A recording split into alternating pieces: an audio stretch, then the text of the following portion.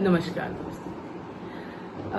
आज हम कुछ खास बात करेंगे। जहाँ से मैं जुड़ी हुई हूँ, जो मेरी रूट्स हैं, उसके बारे में बात करेंगे। सखी केंद्र। सखी केंद्र एक ऐसा ऑर्गेनाइजेशन है जो महिलाओं के लिए, ह्यूमन राइट्स के लिए बहुत काम कर रहा है और लगभग 43 इयर्स से काम कर रहा है। और यहाँ पे जो टीम है बहुत ही हार्ड वर्किंग और बहुत ही अच्छे लोग हैं। जो पिलर्स हैं यहाँ के, वो लोगों के लिए दिल से काम कर रहे हैं। और वैसे तो मेरा जुड़ाव सखी केंद्र से बचपन से है, बट मैं लगभग 10 साल से सखी केंद्र के साथ जुड़ के काम कर रही हूँ एज अ वॉलंटियर। और बेसिकली मैं यहाँ पे काउंसलिंग और डिजाइनिंग और थोड़ा मैनेजमेंट देखती हूँ। मैं जब अराउंड 10th में थी, तब से मेरा यहाँ अक्सर आना जाना रहता था और मैंने यहाँ के लोग देखे, जो केसेस देखे। बहुत ही दुख होता है कि इतना लोगों के साथ गलत हो रहा है। और यहाँ लगभग महीने में 300 केसेस आते हैं, 300। सो मुझे लगता था कि इनके लिए कुछ करना है, हमेशा से एक चाहत थी।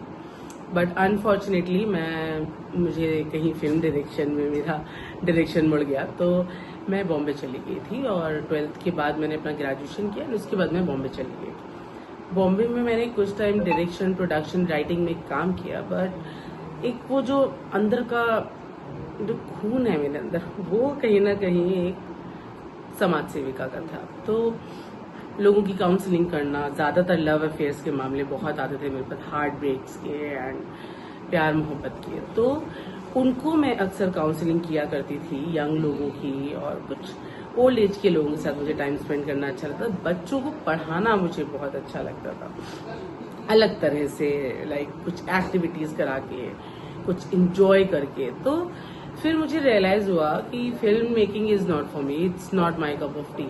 सो मैं वापस आ गई और सखी केंद्र के साथ एज ए वॉलंटियर जुड़ गई। और जब यहाँ के लोगों से बात करना शुरू किया, उनका दर्द महसूस करना शुरू किया, तो मुझे एक जीने की उम्मीद मिली। मुझे लगा कि मुझे इनके लिए कुछ करना है। और हम लोगों ने उसको शुरू किया, मतलब मैंने तो यहाँ की टीम से बहुत कुछ सीखा मैंने। और बहुत ही मोटिवेशनल स्टोरीज हैं यहाँ की। जो लोग घर से नहीं निकलते थे, जिनको डर लगता था बाहर अपनी दहलीज पार करने में, वो आज निकल रहे हैं। कुछ जो आदमी लोग घर में हाथ नहीं बटाते थे, वो कहीं ना कहीं यहाँ के लोगों से इंस्पायर होके अब वो करने लग गए। एक जेंडर ट्रांसफॉर्मेटिव अप्रोच को लेके हम काम करते हैं और वुमेन एम्पावरमेंट के लिए काम करते हैं। अब काफी हद तक वुमेन एम्पायर होने लगी है, एटलीस्ट जो हमारे फील्ड के, हमारे जो लीडर्स हैं, जो हमारे वुमेन राइट डिफेंडर्स हैं और जो भी लोग आसपास हमसे जुड़े हुए हैं, वो कहीं ना कहीं यहाँ के लोगों से काफी इंस्पायर होके और अपना अब दहलीज पार कर रहे हैं, अपने राइट्स को पहचान रहे हैं और आगे बढ़ रहे हैं अपने लाइवलीहुड पाने के लिए। उनके लिए अब कहीं ना कहीं जो हमारे यूथ हैं जो हमसे जुड़े हैं, उनके लिए शादी से ज्यादा अपने पैर पे खड़े होना है। And I think this is the biggest achievement that we have achieved. So Sakhi Kendra वैसे तो 43 ईयर्स से काम कर रहा है, बट जो यहाँ की संस्थापक हैं, जो फाउंडर हैं, उन्होंने 16 ईयर्स की जब थी तब से काम करना शुरू किया था।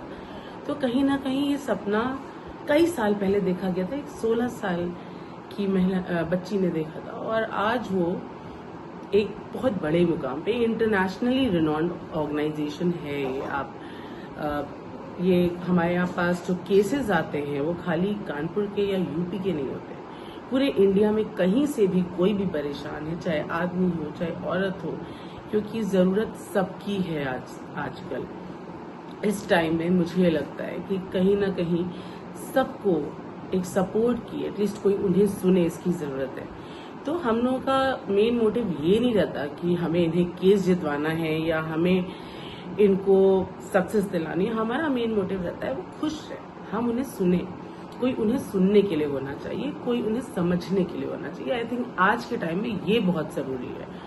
तो सखी केंद्र वो रोल प्ले करता है उन लोगों की लाइफ में कि जिन्हें हम सुनते हैं, और जब किसी को समझ रहे होते, सुन रहे होते, तो मुझे लगता है आधी सक्सेस तो वो वैसे ही पा लेता है।